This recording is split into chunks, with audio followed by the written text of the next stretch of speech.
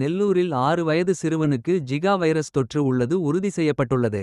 Zika virus தொற்று என்பது கொசுக்களால் ஏற்படும் தொற்றாகும். இதனால் மூளை மற்றும் கண் பார்வை பாதிக்கப்படும் என மருத்துவர்கள் எச்சரித்துள்ளனர். கர்ப்பிணி பெண்ணுக்கு இந்த வைரஸ் தொற்று ஏற்பட்டால் பிறக்கும் குழந்தைக்கு தலை மிக சிறியதாகவும் கண் பார்வை திறன் குன்றியும் பிறக்கும் என மருத்துவர்கள் எச்சரித்துள்ளனர்.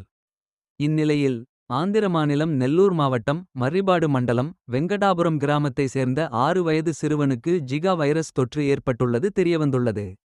உடனடியாக அச்சிறுவனை சென்னையில் உள்ள ஒரு தனியார் மருத்துவமனைக்கு சிகிச்சைக்காக அனுப்பி வைத்துள்ளனர். மேலும் ஒருமுறை இந்த தொட்டை உறுதி செய்வதற்காக சிறுவனின் இரத்த மாதிரி மகாராஷ்டிர மாநிலம் புனேவுக்கு அனுப்பி வைக்கப்பட்டுள்ளது.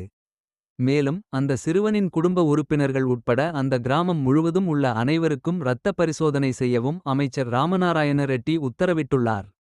இதனால் யாரும் பயப்பட வேண்டாமெனவும் அமைச்சர் மக்களை கேட்டுக்கொண்டுள்ளார்.